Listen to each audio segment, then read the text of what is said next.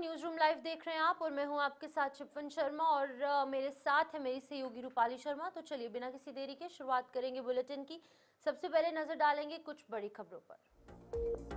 तो सबसे पहले संसद पर हमले की बात की जाए तो आज के दिन 2001 में संसद पर हमला हुआ था और आज इसकी बरसी मनाई जा रही है। तो इसको लेकर क्या कुछ अपडेट है, पीएम मोदी सहित तमाम नेताओं ने आज के दिन नमन भी किया है, वो जरा आपको तस्वीरें एक एक कर दिखाएंगे।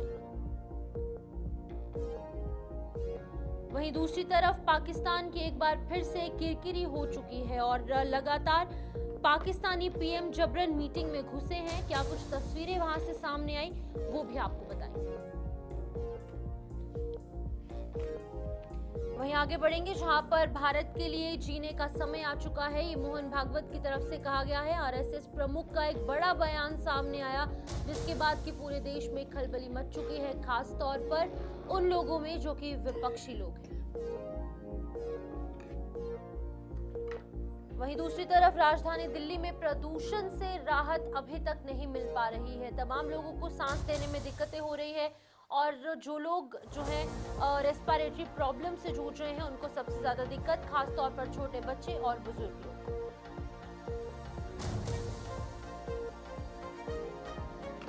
वहीं अब बात इंदौर की होगी जहां पर एक बहुत बड़ा फ्रॉड और एक स्कैम निकलकर सामने आया। एक महिला से 30 लाख रुपए की ठगी का ये मामला सामने आया है। क्या है ये पूरा मामला और पुलिस किस तरीके से जांच इसमें आगे बढ़ा रही है वो भी जरा आपको बताएं।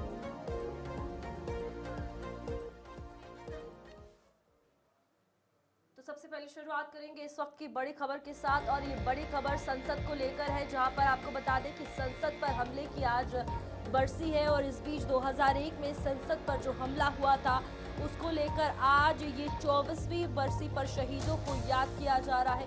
साथ ही साथ पीएम मोदी सहित तमाम नेताओं ने तमाम जो लोग इसमें जिन्होंने शहादत पाई थी उन्हें श्रद्धांजलि देते हुए नजर आ रहे हैं।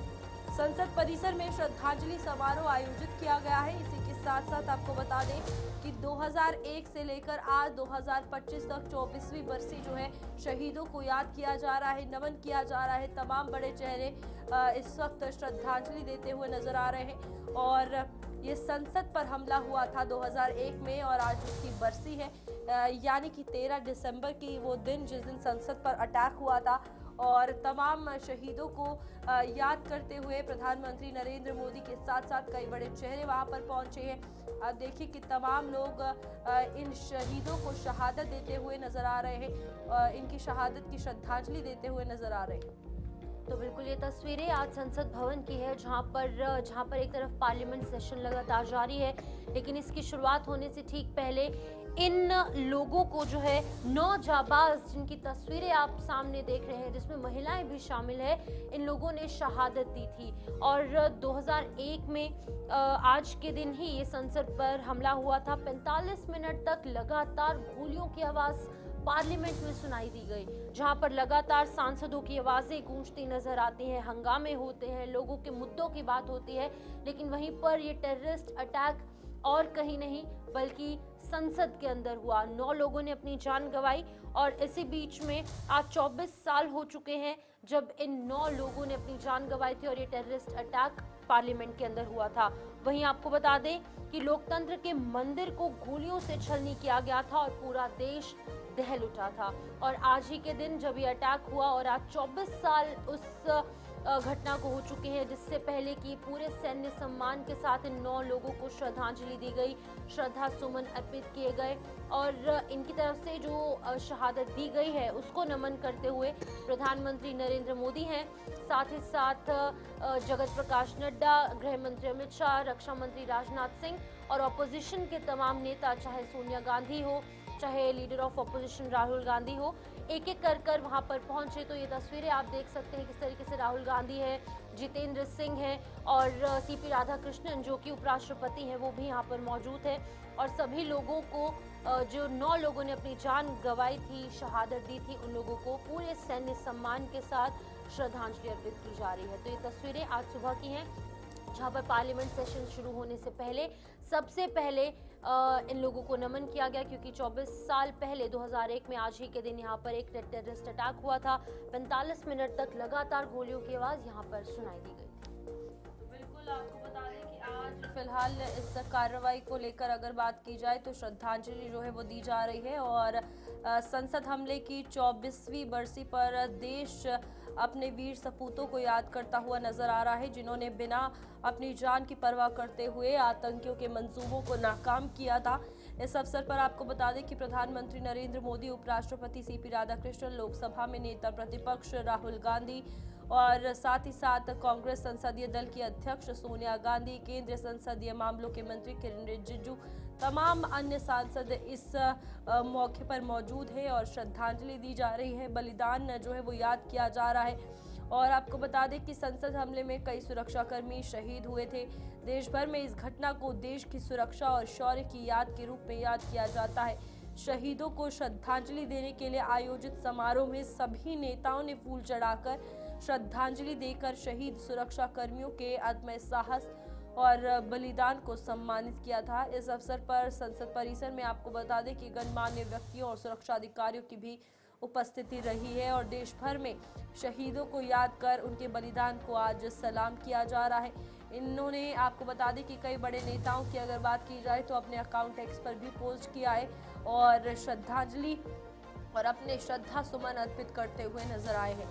तो फिलहाल आज पूरा देश उन सुरक्षा कर्मियों और शहीदों को श्रद्धांजलि अर्पित कर रहा है, जिन्होंने आज से 24 साल पहले 13 दिसंबर 2001 को हुए आतंकवादी हमले में संसद की रक्षा करते हुए अपनी जान गंवाई थी।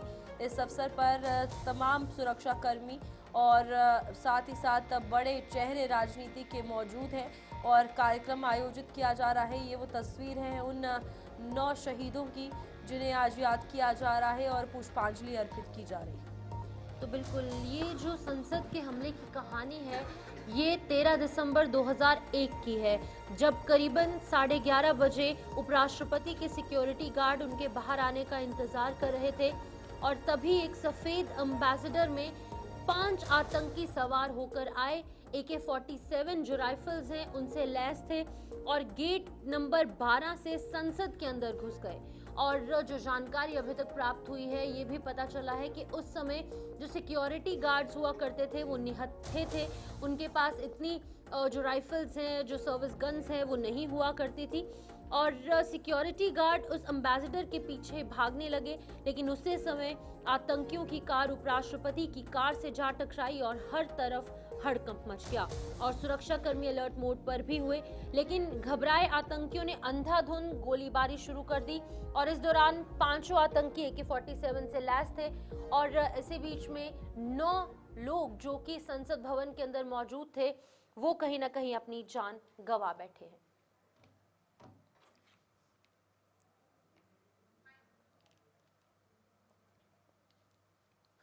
तो चलिए वहीं आगे बढ़ेंगे जहां पर पाकिस्तान के हवाले से बात की जाए तो एक बार फिर से पाकिस्तान की किरकिरी हो चुकी है। पाकिस्तानी पीएम जबरन एक मीटिंग में घुसे और व्लादिमीर पुतिन जो कि प्रेसिडेंट है रूस के, उनकी मीटिंग में जबरन शहबाज शरीफ घुसते नजर आए। रूसी राष्ट्रपति ने 40 मिनट उन्हें इंतजार करवाया। अब देखिए किस तरीके से ये रिश्ते पाकिस्तान और रशिया के नजर आए और पाकिस्तान की एक बार फिर से विश्व पटल पर उनकी अगर हम कहेंगे तो इंसल्ट ही हुई है, क्योंकि 40 मिनट वेट करवाने के बावजूद भी शहबाज शरीफ को अंदर आने की इजाजत नहीं दी गई, लेकिन वो जबरन अंदर घुसे, जिसकी वजह से एक बार फिर से पाकिस्तान की इंसल्ट वर्ल्ड लेवल पर होती नजर आई। आपको बता दें कि पुतिन तुर्की के राष्ट्रपति रेसेप तैयप एर्दोगन के साथ मीटिंग कर रहे थे और ये मामला तुर्कमेनिस्तान का है। यहाँ international peace and trust forum की मीटिंग हो रही थी। इस दौरान पुतिन और शहबाज के बीच मीटिंग होनी थी, लेकिन शहबाज को 40 मिनट तक इंतजार कराने के बाद भी पुतिन उनसे मिलने नहीं पहुंचे। इसी के बाद पाकिस्तानी पीएम जबरन मीटिंग हॉल में घुस गए, हालांकि वे 10 मिनट बाद निकल आए थे।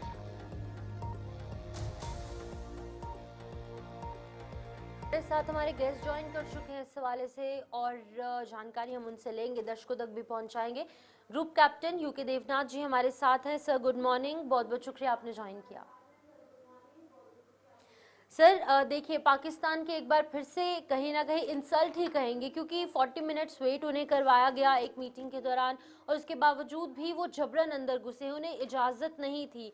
तो कैसे देखते हैं आप इस चीज़ को, जहाँ पर पुतिन जो है वो भी कुछ ही दिन पहले भारत आकर वापस लौटे हैं और पाकिस्तान कि जो प्राइम मिनिस्टर है उन्हें इतनी देर वेट करवाने के बाद भी परमिशन नहीं दी गई अंदर घुसने की, वो जबरदस्ती अंदर घुस गए। ये दर्शाता है कि पाकिस्तान की इंटरनेशनल फोरम पर कोई भी शायद साख या इज्जत नहीं बची है। हम्म। आमतौर पर जब भी एक देश के शीर्ष नेता को दूसरे देश के शीर्ष नेता से बात करनी होती है, तो जो विदेश मंत्रालय के सीनियर ऑफिसर्स होते हैं, फॉरेन सेक्रेटरी लेवल पर प्रोटोकॉल ऑफिसर्स जो हैं, वो पहले से तय कर लेते हैं कि कौन कितने बजे आएगा, कहाँ बैठेगा, किस तरफ कैमरा होगा। ये भी दिखाता है कि वहाँ पर वीडियो कैमरे चल रहे थे और जो प्रोटोकॉल ऑफिसर है उसने ऐसे ही वीडियो को रिकॉर्ड होने दिया। हम्म। जहाँ तक पुतिन और एर्डोगन की मीटिंग है, ऐसा कई बार हो जाता है कि पुतिन एर्डोगन के साथ बात कर रहे हैं और थोड़ा मामला लंबा खिंच जाए। लेकिन मैं आश्चर्यचकित इसलिए हूँ कि इस इंतज़ार के दौरान आमतौर पर जो प्राइम मिनिस्टर थे पाकिस्तान, शहबाज शरीफ हैं पाकिस्तान के प्राइम मिनिस्टर, उनको एक प्राइवेट रूम में रखा जाता है ताकि वो प्राइवेट रूम में अपना फ्रेश हो सकें, अपने जो एडवाइज़र्स हैं उनसे बात कर सकें। लास्ट मिनट उनके जो कंसल्टेंट्स हैं, एडवाइज़र्स हैं, उनको बताते हैं कि पुतिन के साथ क्या बात करनी है। पाकिस्तान पुतिन को रिझाना चाहता है। शहबाज शरीफ पुतिन को इसलिए रिझाना चाहते हैं क्योंकि सुनने में आया है कि शायद पाकिस्तान ये उम्मीद कर रहा है कि रशिया पाकिस्तान को कुछ अटैक हेलीकॉप्टर्स Mi-35 दे सकता है, और इसी तरह से पाकिस्तान रूस से कुछ एयर डिफेंस रेडार्स भी खरीदना चाहता है। तो पाकिस्तान सोच रहा है कि भारत का मुकाबला करने के लिए वो भारत के अभिन्न मित्र पुतिन से बातचीत करके हथियार खरीद लेगा। लेकिन ऐसा शायद ना हो पाए क्योंकि हमारा विदेश मंत्रालय जो है वो लगातार क्रेमलिन के संपर्क में है, और हमने ऑलरेडी रशियन एडमिनिस्ट्रेशन को ये बता दिया है कि अगर रशिया पाकिस्तान को कोई हथियार देता है तो शायद भारत इससे खुश नहीं होगा, भारत को कुछ उदासी होगी। देखिए, शहबाज शरीफ की एक और दिक्कत यह है कि पूरी दुनिया में, चाहे रूस हो, चाइना हो, अमेरिका हो, सब जगह सबको मालूम है कि शहबाज शरीफ एक टिटुलर प्राइम मिनिस्टर हैं, यानी सामने से ही नकली प्राइम मिनिस्टर बिठाए गए हैं। पूरी दुनिया में सबको मालूम है कि असल में पाकिस्तान को चला रहे हैं उनके chief of army staff Asim Munir. तो ठीक है, वो एक शिष्टाचार के नाते थोड़ा पुतिन के साथ मिलने की कोशिश कर रहे थे, लेकिन इससे जाहिर बात है पाकिस्तान की पूरी दुनिया में किरकिरी हुई है। सर, जिस तरीके से लगातार मौजूदा हालात जो ऑलरेडी पाकिस्तान अफगानिस्तान को लेकर बने हैं, इस बीच पाकिस्तान जो अमेरिका के साथ अपने रिश्ते बना रहा है, उसके बाद क्या कुछ लगता है पुतिन का यहाँ आना ओवरऑल संयुक्त राष्ट्र में भी पाकिस्तान की इंटरनेशनल बेइज्जती भारत कर चुका है, और कल भी ये इंटरनेशनल बेइज्जती ही हुई है। उसके बाद पाकिस्तान को ये चीज़ें समझनी होंगी कि जो वो एक्सपेक्ट कर रहा है, हमेशा ये जो लोमड़ी की चाल जिस तरीके से कह सकते हैं कि खेलता है और नाकाम भी हर बार होता है पाकिस्तान। हाँ रूपाली, पाकिस्तान जो है हर फोरम पर भारत से कंपटीशन करने की कोशिश करता है। पुतिन भारत में आए, मोदी जी से बहुत गर्मजोशी से मिले। अब पाकिस्तान भी कोशिश कर रहा है कि ये शहबाज शरीफ भी पुतिन से मिले। ये थोड़ा सा हाथ मिला लेंगे तो उस फोटो और उस 5 सेकंड के वीडियो को पाकिस्तान की मीडिया, पाकिस्तान के टीवी चैनल्स पे 50 बार दिखाएगी। हो ये रहा है कि पाकिस्तान को समझना पड़ेगा कि पाकिस्तान भारत के साथ मुकाबला करना बंद कर दे, वरन पाकिस्तान के पास जो कुछ भी है, थोड़ा बहुत रिसोर्सेज हैं, उससे पाकिस्तान के लोगों की अपलिफ्टिंग के लिए, उनके ज़िंदगी में सुविधाएं लाने के लिए काम करे। लेकिन पाकिस्तान क्या करता है, तो थोड़ा बहुत टैक्स कलेक्शन होता है, रेवेन्यू जनरेट होता है, या विदेशों से लोन मिल जाता है, भीख मिल जाता है विदेशों से, उसका इस्तेमाल वो अपनी फौज के लिए और भारत में आतंकवादी कार्रवाइयों को अंजाम देने के लिए कर लेता है। अब पाकिस्तान कैसे भारत के साथ अपना बराबरी कल ही आप देख लीजिए, पूरी दुनिया में चर्चा है कि डोनाल्ड ट्रंप ने प्रधानमंत्री मोदी जी के साथ 1 घंटे तक टेलीफोन पर बात की। तो शहबाज शरीफ तो दरकिनार हो गए। कुछ भी हो जाए, डोनाल्ड ट्रंप कभी भी पाकिस्तान के प्राइम मिनिस्टर शहबाज शरीफ के साथ 1 घंटा तो छोड़िए, 1 मिनट भी टेलीफोन पर बात नहीं करेंगे। बिल्कुल। क्योंकि पाकिस्तान में उनको अगर कोई काम है, अमेरिका को या डोनाल्ड ट्रंप को अगर कोई काम है, तो अमेरिका के जो फॉरेन सेक्रेटरी हैं, वो आसिम मुनीर से डायरेक्टली बात करके उस काम को निकलवा लेते हैं। हम्म। तो पाकिस्तान की अंदरूनी हालात ठीक नहीं है, बिल्कुल। इंटरनेशनल इमेज भी ठीक नहीं है। ठीक है। जी। ओके, ओवरऑल अगर हम देखेंगे तो पाकिस्तान की किरकिरी ओवरऑल पूरे विश्व पटल पर हर एक लेवल पर और हर एक मंच पर होती नजर आ रही है। बहुत बहुत शुक्रिया सर, आपने अपना कीमती समय दिया और ये जानकारी दर्शकों तक साझा की। फिलहाल अभी हम पंजाब का रुख करेंगे, जहां पर पंजाब के सीएम भगवंत सिंह मान की तरफ से एक प्रेस कॉन्फ्रेंस की जा रही है। सुनिए क्या कुछ कर रहे हैं। रिजल्ट अच्छे आ रहे ने, टीचਰਾਂ ਨੂੰ Singapore, Finland, Ahmedabad IIM training दवा के लेटेस्ट किस्म की पढ़ाई करवाई जा रही है। 17 टोल प्लाजे बंद करते जी, ग्राउंड बन रहे ने पिंडां च, खेडां वल ਜਿਹੜਾ ਬੱਚਿਆਂ ਨੂੰ ਪ੍ਰੇਰਿਤ ਕਰ ਰਹੇ ਹਾਂ। ਅਸੀਂ ਤਾਂ ਇਹਨਾਂ ਕੰਮਾਂ ਤੇ ਹੋਰ ਬਹੁਤ ਸਾਰੇ, ਮੈਂ ਜੇ ਕੰਮ ਗਿਣ ਲੱਗ ਜਾਵਾਂ ਪ੍ਰੈਸ ਕਾਨਫਰੰਸ ਇਸੇ ਕੰਮ ਤੇ ਹੋ ਜੂਗੀ। ਫਿਰ ਅਸੀਂ ਮੰਗ ਰਹੇ ਕੰਮਾਂ ਤੇ, ਤੁਸੀਂ ਕਹਿੰਦੇ ਰੋਂਡ ਪਾ ਕੇ, ਨਾ ਜੀ ਸਾਡੇ ਕਾਗਜ਼ ਖੋਲੇ, ਨਾ ਜੀ ਸਾਡਾ ਐਂ ਕਰੀ ਜਾਂਦੇ ਨੇ। ਦੇਖੋ ਜੀ ਹੁਣ ਤਾਂ ਦੇਖ ਲਓ ਇਹਨਾਂ ਨੇ ਬੈਲਟ ਪੇਪਰ ਛਪਾ ਲਏ। ਮੈਂ ਇਲੈਕਸ਼ਨ ਕੰਪੇਨ ਦੇ ਵਿੱਚ ਨਹੀਂ ਗਿਆ, ਮੈਂ ਜਾਪਾਨ ਤੇ ਕੋਰੀਆ ਗਿਆ ਹੋਇਆ ਸੀ, ਇਨਵੈਸਟਰਾਂ ਨਾਲ ਗੱਲ ਕੀਤੀ, ਤੁਹਾਡੇ ਸਾਹਮਣੇ ਸਾਰੀ ਡਿਟੇਲ ਦਿੱਤੀ ਹੈ। ਪਰ ਇੱਕ ਗੱਲ ਤਾਂ ਹੈਗੀ ਹੈ ਲੋਕਤੰਤਰ ਦੀ, ਧਰਤੀ ਤੇ ਤਾਂ ਆਏ ਨੇ ਥੱਲੇ ਇਹ। ਸੁਖਬੀਰ ਬਾਦਲ ਹੋਰਾਂ ਨੂੰ ਬਲਾਕ ਸੰਮਤੀ ਦਾ ਪਤਾ ਹੀ ਨਹੀਂ ਹੁੰਦਾ ਸੀ ਪਹਿਲਾਂ ਕੀ ਹੁੰਦੀ ਹੈ। ਹੁਣ ਮੋਟਰਸਾਈਕਲ ਤੇ ਫਿਰਦਾ ਸੀ ਕਿਸੇ ਨਾਲ, ਸਾਰਾ ਟੱਬਰ ਫਿਰਦਾ ਹੈ, ਬੀਬਾ ਜੀ ਵੀ ਫਿਰਦੇ ਨੇ, ਮੁੰਡਾ ਵੀ ਵਿੱਚ ਹੀ ਫਿਰਦਾ, ਪ੍ਰਚਾਰ ਕਰਦਾ। ਹੁਣ ਮੋਟਰਸਾਈਕਲ ਤੇ ਛੱਡੋ, ਹੁਣ ਤਾਂ ਭਾਵੇਂ गधे ते चढ़ा के ले जाओ, ਹੁਣ ਤਾਂ गधे की सवारी भी कर लैणगे। देखो लोगों, मैं थोड़े वास्ते देखो थले आ गए ना, थले धरती ते मैं कहा सी ना कि हैलीकॉप्टर जो थले उतरनगे और राजा बड़िंग फिरदा, सारे फिरदे ने।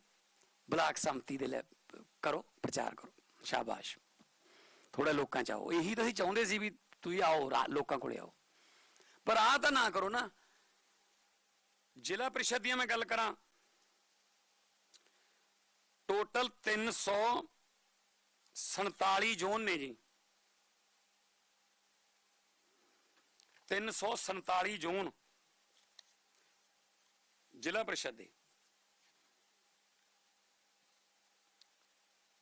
ते इहदे च 331 इंडियन नेशनल कांग्रेस दे लड़ रहे ने,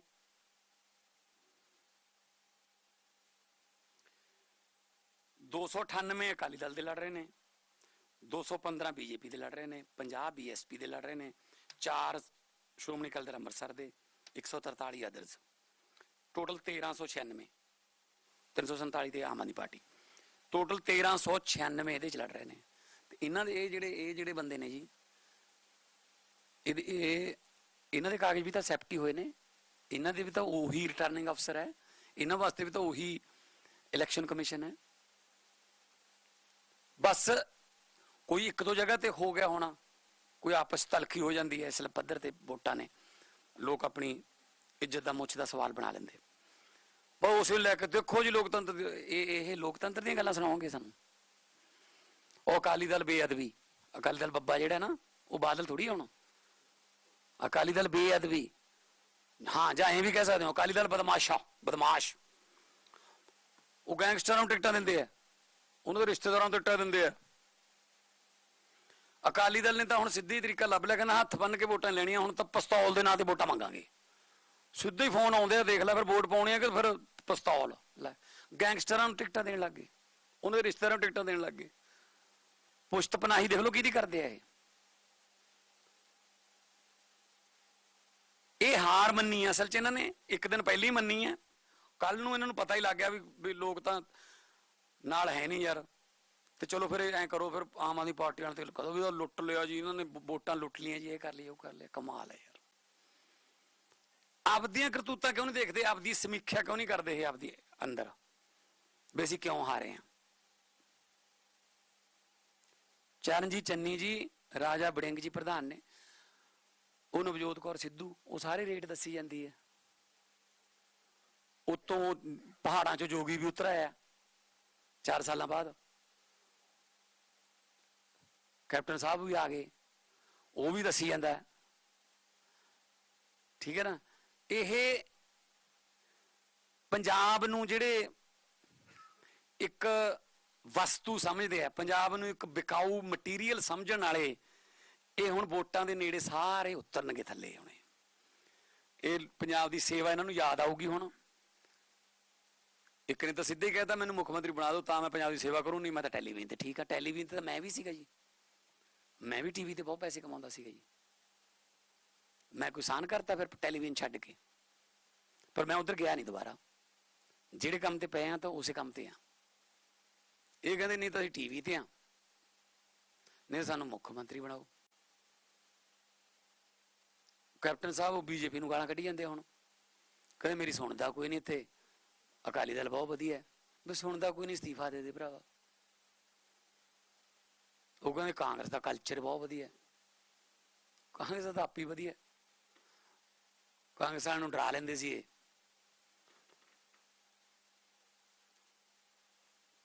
ਹੁਣ ਮੈਂ ਤੁਹਾਨੂੰ ਦੱਸਣਾ ਚਾਹੁੰਦਾ,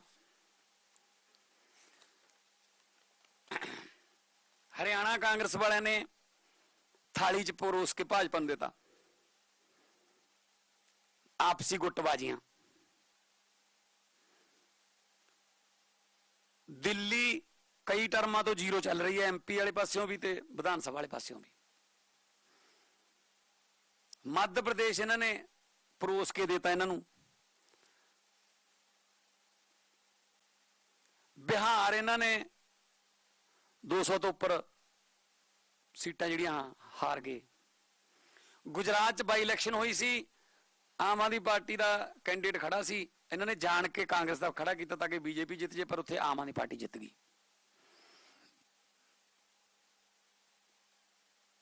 ਤਰਨਤਾਰਨ ਦੀ ਬਾਈ ਇਲੈਕਸ਼ਨ 'ਚ ਚੌਥੇ ਨੰਬਰ ਤੇ ਆਈ ਹੈ ਕਾਂਗਰਸ, ਜ਼ਮਾਨਤ ਜ਼ਬਤ ਹੋ ਗਈ। ਨਾਲੇ ਕਿੰਨੀ ਮਹਿੰਗੀ ਟਿਕਟ ਸੀ ਦੇਖ ਲਓ।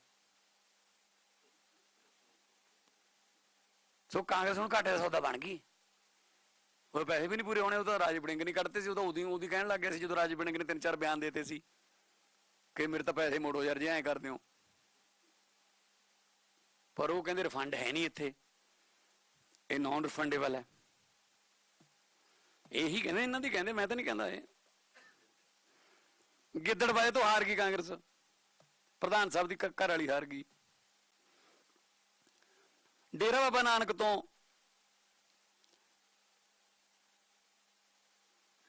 ਦੋ ਸੈਕਟਰ ਵਾਲੇ ਘਰ ਤੋਂ ਰਾਜਪਾਲ ਦੇ ਚੌਂਕ, ਘਰ ਤੋਂ ਪਹਿਲਾਂ ਵਾਲੇ ਚੌਂਕ ਤੱਕ ਮੁੱਖ ਮੰਤਰੀ ਸੀ ਜਿਹੜਾ ਰੰਧਾਵਾ, ਉਹਦੀ ਘਰ ਵਾਲੀ ਹਾਰ ਗਈ। ਉਹ ਆਮ ਤੌਰ ਤੇ ਮੁੱਖ ਮੰਤਰੀ ਗਿਣੇ ਜਾਂਦੇ ਆ ਵੀ ਇਹ ਇੰਨੇ ਮਹੀਨੇ ਰਿਹਾ, ਇਹ ਇੰਨੇ ਸਾਲ ਰਿਹਾ। ਰੰਧਾਵਾ ਪਹਿਲਾ ਦੇਸ਼ ਦਾ ਮੁੱਖ ਮੰਤਰੀ ਹੈ ਜਿਹੜਾ ਵੀ 2.25 ਕਿਲੋਮੀਟਰ ਮੁੱਖ ਮੰਤਰੀ ਰਿਹਾ। ਘਰੋਂ ਚੱਲਿਆ ਮੁੱਖ ਮੰਤਰੀ ਤੌਰ ਤੇ 2.25 किलोमीटर ਬਾਅਦ ਕਹਿੰਦੇ ਨਾ ਤੈਂ ਨਹੀਂ ਹੋਰ ਨਾ। तो आप सुन रहे थे किस तरीके से सीएम भगवंत सिंह मान जो है वो लगातार दूसरी पार्टीज पर हमलावर थे। इसी बीच आगे बढ़ेंगे जहां पर आरएसएस के प्रमुख मोहन भागवत की तरफ से एक बड़ा बयान सामने आया है और इस बयान को लेकर लगातार अब लोगों में जो है वो खलबली मच गई। उन्होंने कहा है कि भारत के लिए जीने का समय है, तेरे टुकड़े होंगे जैसे भाषा नहीं चलेगी। ये भी भागवत की तरफ से कहा गया। अंडमान में एक समारोह के दौरान ये बड़ा बयान दिया गया है जहां पर राष्ट्रीय स्वयं सेवक संघ के प्रमुख मोहन भागवत ने शुक्रवार को कहा कि देश को हर चीज के ऊपर रखना चाहिए। ये भारत के लिए जीने का समय है, मरने का नहीं। देश में रहते हुए देशभक्ति दिखानी चाहिए। यहाँ तुम्हारे टुकड़े टुकड़े होंगे जैसी भाषा नहीं चलेगी। भागवत ने ये भी बातें कही है कि अंडमान में दामोदर सावरकर के गीत सागर प्राण तलमाला की 115वीं सालगिरह के मौके पर आयोजित एक प्रोग्राम में कही। और आरएसएस चीफ ने ये कहा कि समाज में छोटी छोटी बातों पर टकराव दिखता है कि हम कैसा सोचते हैं। एक महान देश बनाने के लिए हमें सावरकर के संदेश को याद करना होगा, ना कि ऐसी बातें करनी होगी जहां पर ये कहा जाता है कि तेरे टुकड़े टुकड़े होंगे। और भारत इस पर आगे बढ़ रहा है। भारत अपनी छवि को जिस तरीके से विश्व पटल पर लेकर जा रहा है, उस वक्त इस तरीके के बयानबाजी, इस तरीके की भाषा की तेरे टुकड़े होंगे ये नहीं चलेगी। मोहन भागवत की तरफ से कहा गया है। आरएसएस प्रमुख का ये नया बयान है जिसके बाद कई सारी जो टिप्पणियां हैं वो भी, प्रतिक्रियाएं भी सामने आई है। लेकिन कि ये कहना कि देश को सर्वोपरि रखा जाए, उसके बाद ही बाकी चीजें। हम सावरकर जी का स्मरण करते हैं, पहली बात है उस देशभक्ति के लिए करते हैं। ये हमारे अपने देश में, हमारे अपने देश की ही भक्ति होनी चाहिए। यहां तेरे टुकड़े हो वाली भाषा होनी ही नहीं चाहिए। ये कैसे होता है हमारे होते? पूरा भारत देश हम उसको एक मानकर, एक राष्ट्र मानकर चले हैं। संविधान भी अपना यही कहता है। तो इस भारत में छोटी छोटी बातों को लेकर आपस में अलगाव टकराव कैसे होता है? हम कैसे सोचते हैं? सावरकर जी ने कभी ऐसा नहीं सोचा मैं महाराष्ट्र का हूं, मैं अमुक जाति का हूं। हमारे देशभक्तों ने हमेशा जो विचार किया वो सब किसी न किसी जाति में जन्मे थे, किसी न किसी प्रांत में रहने वाले थे, परंतु सबने सोचा पूरा भारत। स्वामी रामतीर्थ तो कहते थे कि मैं भारत हूं, मैं चलता हूं तब भारत चलता है। स्वामी रामतीर्थ की योग्यता थी ऐसा कहने की, हमको कहना पड़ा कि भारत जैसे चलता है वैसे मैं चलता हूं। पहला हमारे लिए, हमको सावरकर जी के सपनों का देश खड़ा करना है, तो वो सपना अपना सपना बनना चाहिए। और उस सपने को सत्य करने के लिए उसी प्रकार की उत्कट प्रखर देशभक्ति, उस समय देश के लिए मरने की आवश्यकता थी, आज देश के लिए जीने की आवश्यकता है। तो नित्य जीवन में देशभक्ति, कोई शत्रु नहीं है अब सामने। अपना देश बनाना है, अपना देश मजबूत करना है। तो नित्य जीवन में कौन कौन सी बातें हैं जो हमारे देश, उदाहरणार्थ आत्मनिर्भरता की बात हम करते हैं सब लोग, स्व का, स्वदेशी,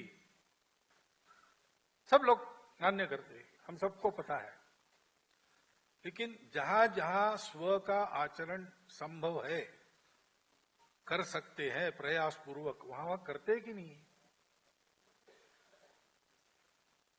भाषा शुद्धि के लिए सावरकर जी ने काम किया। हमारे अपने घर में अपने बच्चों को अपनी मातृभाषा आती है कि नहीं आती है? हम तो बिल्कुल आगे बढ़ेंगे, बात करेंगे दिल्ली की, जहां पर दिल्ली में प्रदूषण से राहत नहीं मिल रहा है और लगातार AQI बढ़ता हुआ नजर आ रहा है, जहां पर AQI 400 के आसपास पहुंच चुका है।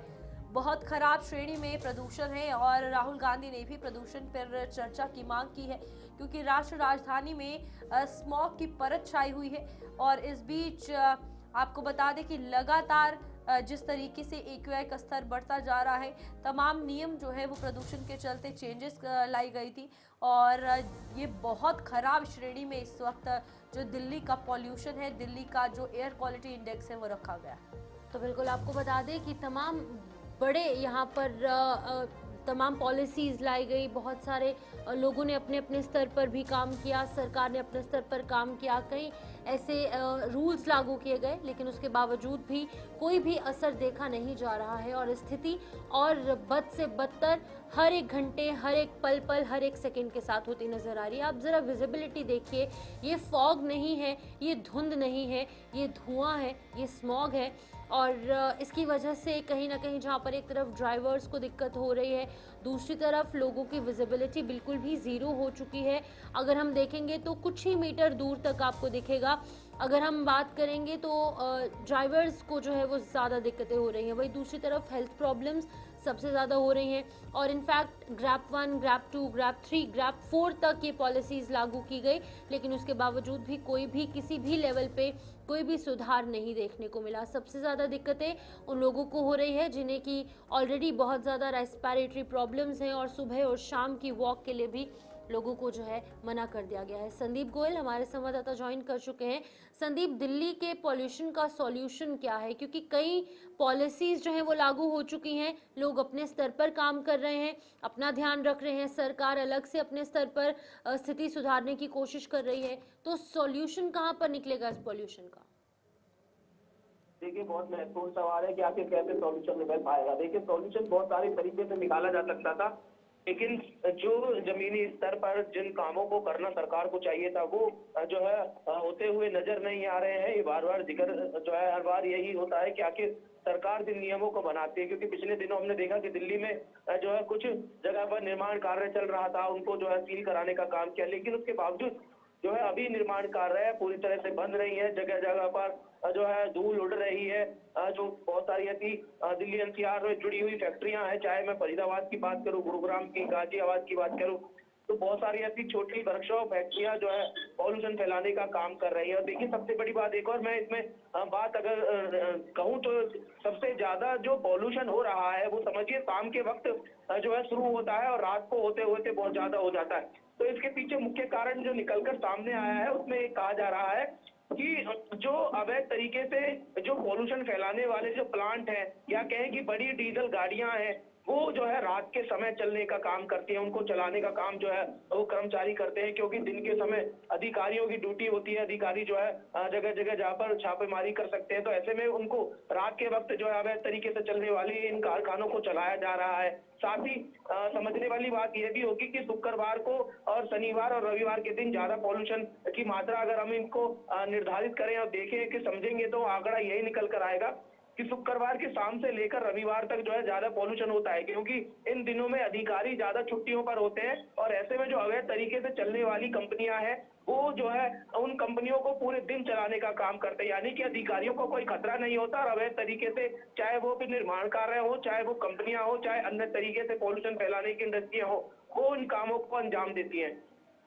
संदीप, जिस तरीके से दिल्ली में ग्रैप 2 को ग्रैप 1 की श्रेणी में लाया गया, 3 को 2 की, 4 को 3 की, उसके बावजूद भी कोई असर दिखता हुआ नजर नहीं आया है। ये बहुत खराब श्रेणी तक पहुंच चुका है और इस बीच कृत्रिम वर्षा हो, तमाम चीज़ें जो है वो ऑलरेडी सरकार भी कर चुकी है, लेकिन उसके बावजूद भी ये एक मेजर चेंज जो हम मान सकते थे कि हो सकता था वो नहीं हुआ। देखिए बिल्कुल कोई मेजर चेंज जो है दिख नहीं रहा है। सबसे बड़ी बात, हमने पिछले दिनों पॉल्यूशन कंट्रोल बोर्ड के कुछ अधिकारियों से बातचीत करके जो है समस्या का समाधान जानना चाहा, तो लेकिन उनका कहना था कि सिर्फ पॉल्यूशन कंट्रोल बोर्ड ही इस काम को पूरी तरह से अंजाम नहीं दे सकता। इसके लिए अलग अलग विभागों की जिम्मेदारी दी गई है, चाहे वो एमसीएफ हो, चाहे जो है अगर मैं दिल्ली की बात करूं तो एमसीडी हो, लेकिन सबको अपनी अपनी जिम्मेदारी समझनी होगी, क्योंकि बहुत ज्यादा लोग जो है सर्दी की शुरुआत होते ही कूड़े के ढेरों में आग लगाकर जो है अपने आप को गर्म करने का काम करते हैं, उससे बहुत ज्यादा जो है पॉल्यूशन फैलता है। दूसरी तरफ जो है खुले में बहुत सारे ऐसे कूड़े के ढेर होते हैं जिनमें आग लग जाती है, उनके लिए जिम्मेदार जो होता है वो एमसीडी या कहें कि एमसीएफ जो अगर हम कहें कि दिल्ली से बाहर का काम करता है, तो वहीं अलग अलग डिपार्टमेंट को इसकी जिम्मेदारी दी गई है। दूसरी तरफ जो निर्माण कार्य है उनकी जो देखरेख होती है वो अलग अलग विभागों के पास होती है। तो यानी कि सभी विभाग जब तक मिलकर काम नहीं करेंगे तब तक इस समस्या का समाधान नहीं हो पाएगा। ओके संदीप, बहुत बहुत शुक्रिया तमाम जानकारी देने के लिए। इसी बीच दिल्ली के पॉल्यूशन का कोई भी जो वे आउट है वो नहीं निकल रहा है और तमाम जो पॉलिसीज़ हैं वो भी लागू हुई, लोग अपने स्तर पर भी काम करें, लेकिन बावजूद इसके जो कंडीशन है वो और ज़्यादा वर्स्ट होती नज़र आ रही है। इसी बीच कोलकाता की तस्वीरें सामने आई हैं जहाँ पर दिग्गज फुटबॉलर जो है लियोनेल मेसी है वो वहाँ पहुँचे हैं। 14 साल बाद लियोनेल मेसी का ये भारत दौरा बेहद ज़्यादा महत्वपूर्ण और मेसी के प्रशंसकों में काफ़ी ज़्यादा उत्साह है। जो लियोनेल मेसी के फैंस हैं, फुटबॉल के फैंस हैं, वो बहुत ज़्यादा खुश हैं। थोड़ी देर में वो सीएम से मुलाकात करेंगे, कोलकाता पहुंचे हैं और इसी बीच में ममता बनर्जी के साथ उनकी मुलाकात होगी और 14 साल के बाद उनका ये दौरा बहुत ज़्यादा जो एक्साइटेड, जहां पर फैंस की अगर बात करेंगे तो बहुत ज़्यादा खुश है, क्योंकि उनकी फ़ैन बेस पूरे भारत में देखने को मिलती है, पूरे वर्ल्ड में है। और सीएम से मिलने के बाद वो प्रधानमंत्री नरेंद्र मोदी से भी मुलाकात करेंगे और उनके प्रशंसक बेहद ज़्यादा उत्साहित, बेहद ज़्यादा खुश। बिल्कुल, आपको बता दें कि लियोनेल मेसी जो है वो भारत पहुंच चुके हैं और कुछ ही देर में उनका जो कार्यक्रम है मुलाकात का वो भी होगा, प्रधानमंत्री नरेंद्र मोदी से भी मिलेंगे। इस बीच आपको बता दें कि ये कहा जा रहा है कि अर्जेंटीना के दिग्गज फुटबॉलर और लाखों नहीं हजारों करोड़ों लोगों के जो इनके फैन हैं वो काफ़ी ज़्यादा खुश है इस जो विजिट है भारत को लेकर। इस बीच आपको बता दें कि 14 साल बाद ये भारत आए हैं और उनके साथ उरुग्वे के स्टार फुटबॉलर लुइस सुआरेज और अर्जेंटीना के मिडफील्डर रोड्रिगो डी पाल भी आए हैं। आपको बता दें कि तीनों खिलाड़ी यहाँ पर पहुंच चुके हैं और इस बीच यहाँ जो वर्चुअल उद्घाटन उनकी तरफ से कल किया गया था उसमें शाहरुख खान भी शामिल रहे थे और आज ये मुलाकात होगी प्रधानमंत्री नरेंद्र मोदी के साथ। और यूनिसेफ जो चाइल्ड ऑर्गेनाइजेशन है उनके लिए भी काम करते हैं, उनके ब्रांड एम्बेसडर हैं, तो उस एक मोटो को लेकर भी यहाँ पर आए हैं और बेहद खास ये रहने वाला है। तो बिल्कुल ये लाइव तस्वीरें आपको दिखा रहे हैं कोलकाता से, जहां पर आप देखिए उनके फैंस कितने उत्साहित, कितने खुश हैं। उनकी एक झलक पाने के लिए किस तरीके से अपने फ़ोन जो है वो लेकर खड़े हैं और उन्हें कैप्चर करने की कोशिश कर रहे हैं अपने फ़ोन के अंदर। फिलहाल आपको बता दें कि यहाँ पर GOAT, greatest of all times Lionel Messi, ये चीज़ें जो है अपने बैनर्स पर, अपनी टी शर्ट्स पर, तो चाहे महिलाएं हैं, चाहे छोटे बच्चे हैं, चाहे बुजुर्ग हैं, पुरुष हैं, उनका फैन बेस जो है वो सभी आयु वर्ग के लोगों में देखने को मिलता है। और उनकी जर्सी की ये टी शर्ट पहनकर सभी लोग यहाँ पर उत्साहित तरीके से खड़े हैं। अभी फिलहाल गोट लियोनेल मेसी के ये बड़े बड़े पोस्टर्स पूरे स्टेडियम में लगाए गए हैं, वो यहाँ पर पहुँचेंगे। सौरभ गांगुली जो कि फिलहाल भारतीय एक क्रिकेटर है, इंटरनेशनल लेवल पर मुलाकात होगी और सीएम ममता बनर्जी से भी वो मिलेंगे और उसके बाद निकलने से पहले प्रधानमंत्री नरेंद्र मोदी से भी मुलाकात करेंगे, उनसे बातचीत करेंगे और उनसे भी मुलाकात होगी। फिलहाल 14 साल बाद ये दौरा बेहद ज़्यादा खास माना जा रहा है, बेहद ज़्यादा अहम, और उन लोगों में बहुत ज़्यादा खुशी है, उत्साह है जो उनके फैंस हैं और फैंस उनके पूरे वर्ल्ड में, पूरे भारत में देखने को मिल रहे हैं। और आप देखिए किस तरीके से लोग उनकी एक झलक पाने के लिए कितने ज़्यादा उत्सुक नजर आ रहे हैं। बिल्कुल ये काफ़ी एक्साइटमेंट रह रहा है और इस बीच देखिए वो वहाँ पर पहुँच भी चुके हैं, जहाँ पर जो फैंस उनसे मिलने आए हैं उन्हें ऑटोग्राफ देते हुए नज़र आ रहे हैं, उनसे हैंडशेक करते हुए नज़र आ रहे हैं। इस बीच आपको बता दें कि मेसी का 4 दिन अलग अलग 4 शहरों का दौरा रहने वाला है। मुंबई भी जाएंगे, नई दिल्ली भी जाएंगे, हैदराबाद के साथ साथ कोलकाता पहुँच चुके हैं। तो तमाम जो एक्साइटमेंट है फैंस की, किंग ऑफ फुटबॉल ही मेसी को कहा जाता है। और इस बीच देश भर में ही नहीं, दुनिया भर में जो फैन फॉलोइंग है वो देखी जा सकती है। स्टेडियम कैसे खचाखच भरा हुआ है और कोलकाता से ये लाइव तस्वीरें हैं। आपको बता दें कि उन्होंने सचिन तेंदुलकर से भी मिलना है, हमारे क्रिकेट के पूर्व कप्तान सौरभ गांगुली से मिलेंगे, तो कहीं ना कहीं ये बेहद खास उनके लिए रहने वाला है। और खास तौर पर जिस मोटो के साथ वो गोट इंडिया टूर कर रहे हैं, यूनिसेफ को प्रमोट कर रहे हैं, ऑर्गेनाइजेशन के जिस तरीके से मोटो को लेकर भारत आए हैं, जहां पर चाइल्ड ऑर्गेनाइजेशन के लिए काम करते हुए नजर आते हैं। और इस बीच और भी 2 और फुटबॉलर यहां पर पहुंचे हैं, जिसमें सुआरेज, दीपाल और साथ ही साथ आपको बता दें कि यहाँ पर पहुँचने के बाद तमाम लोगों से मुलाकात करेंगे। और स्वराज अमेरिका की मेजर लीग MLS में मेसी के साथ इंटर मियामी के फुटबॉल खेलते हैं। दोनों बार्सिलोना में एक साथ खेल चुके हैं और काफ़ी अच्छे दोस्त भी हैं और आज यहाँ पर भारत पहुँचे हैं। इस बीच देखिए कि किस तरीके से लोग एक झलक को जो है वो स्टेडियम में पहुँच चुके हैं और स्टेडियम जिस तरीके से भरा हुआ है, ये साफ तौर पर पता चलता है कि फैन फॉलोइंग और अपना जो इन्होंने फुटबॉल में जो वर्चस्व बनाया है, जिस तरीके से ये खेलते आए हैं, जिस तरीके की इनकी छवि है, वो लोगों के दिलों में कैसी है और लोग एक झलक पाने को वहां पर इंतजार कर रहे हैं।